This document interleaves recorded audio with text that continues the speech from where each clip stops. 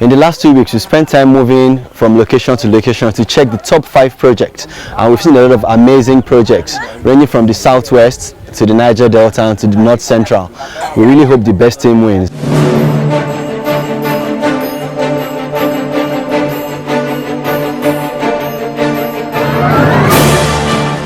2015 Light Up Nigeria Challenge Season 2 has been so interesting. We had 36 entries at when it was announced from 28 universities and polytechnics, and screenings and reviews of these ideas were done, and we streamlined to top 10 projects, and then they were given room to go on with the implementation of their ideas. And it was at that point that results collected from the school gave us the foundation to screen further to the top 5, and University of Port Harcourt happens to be one among the 5 universities, and that's why we're here today. We had Babcock, we had Olabisi Onabanjo University, we have Federal University of Agriculture, Abeokuta, and Kaduna Polytechnic.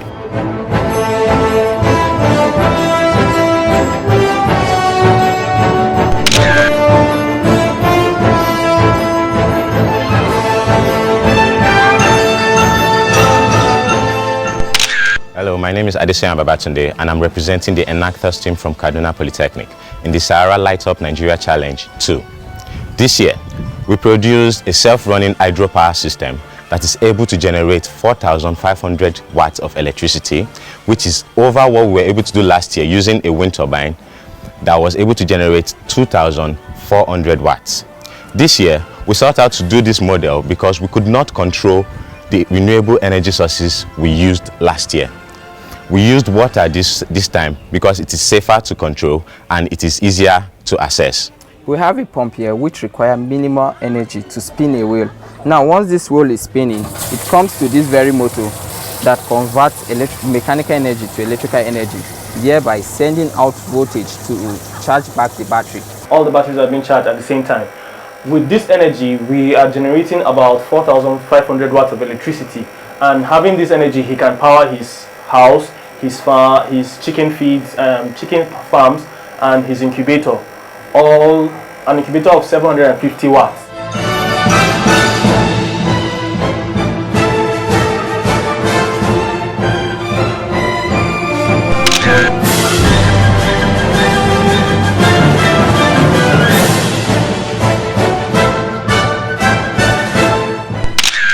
My name is Ibikunle Olumide, a member of the Enactus Babcock University team.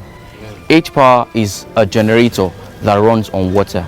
It uses hydrogen for its power, and we use it to power the community's borehole, thereby providing water for about 700 local community members. This is the whole setup. Here's our custom container that we fill up with water. We fill it up to water to this level to have a gap space. From this place, it flows down water from here to the electrolyzer, which then breaks down water to the basic hydrogen and oxygen with the use of the battery power. The gas being produced is then sent back up to the container, which has a gap, which then send the gas to the bubbler. The bubbler system purifies the gas being produced, make it clean, then send it to the gas cylinder, then from the gas cylinder to the generator. We use the gas cylinder to prevent excess hydrogen being produced and from entering the gen, so as to reduce the risk of explosion.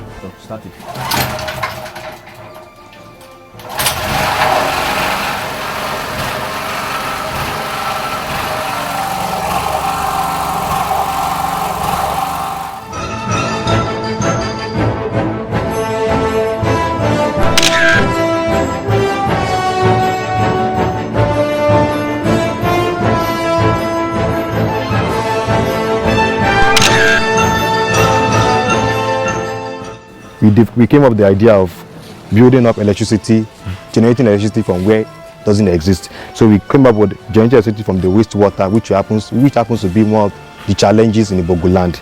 So here we have the wastewater, which we got from the cassava water, majorly contain prussic acid.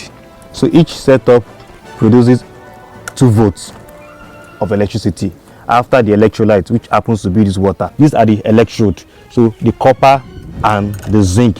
So here I'll be connecting everything together to charge a phone and to light up a bulb. Connectivity in parallel, and all connected in series. So connect the USB cord.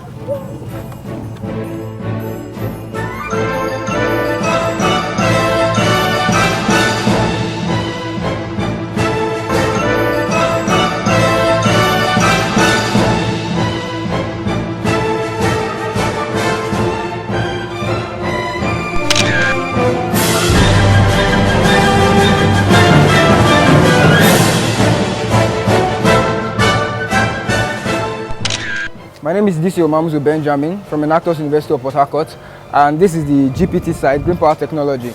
What we're basically doing is simple. We are trying to generate electricity for 3 rooms in this lodge. Right here we have 2 solar panels of 80 watts, and we mounted it on top of one of our buildings, which is the power station. And right now, the current actually comes from the panels to the controller. Now from the controller charges this battery, which in turn sends current to the inverter. Like, this is actually what is new about all our ideas, and this is called our green box. It has the solar panels, 3 solar panels, a mirror, and 3 bulbs in it. The essence of the bulbs is to produce a current the solar charges for us to charge the solar panel, which transfers into the battery at night. But we noticed that there are some deficiency in this, so we decided to create an artificial sunlight, which consists of all the spectrums from the sunlight, which includes the infrared and also the ultraviolet. With this, we'll be able to maximize the power from the sunlight at night, whereby we have a complete cycle.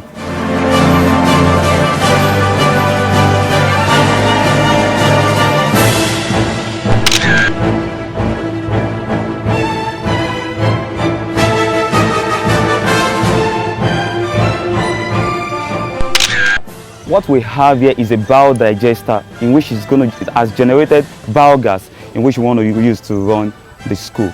And inside this bio-digester, we have 4 different components of gas, and that is the methane, the carbon dioxide, the moisture, and the hydrogen sulfide.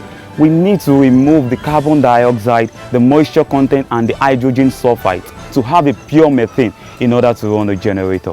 This is the lime water. It removes the carbon dioxide and it moves to the second stage. And here we have the ion filings, and it removes the hydrogen sulfide and it moves to the third stage.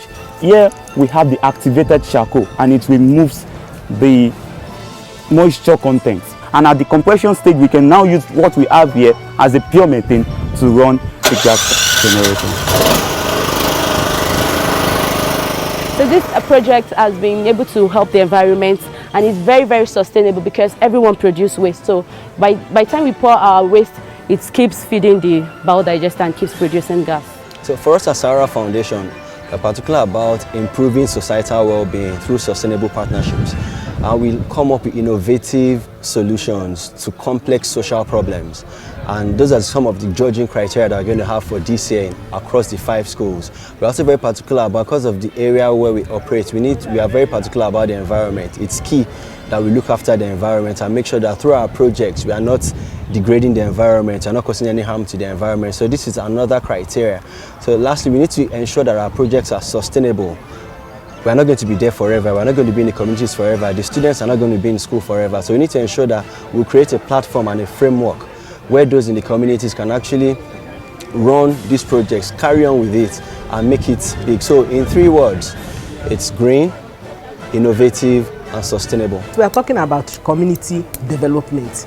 How do we help our community? How do we build our community? How do we give light to our people? Because when you have light, you can do a lot of things. So with this type of thing that Sahara is doing, is a great thing to light Nigeria. Because when there is light in this country, to the grassroots, not just in the city, a lot of people will benefit.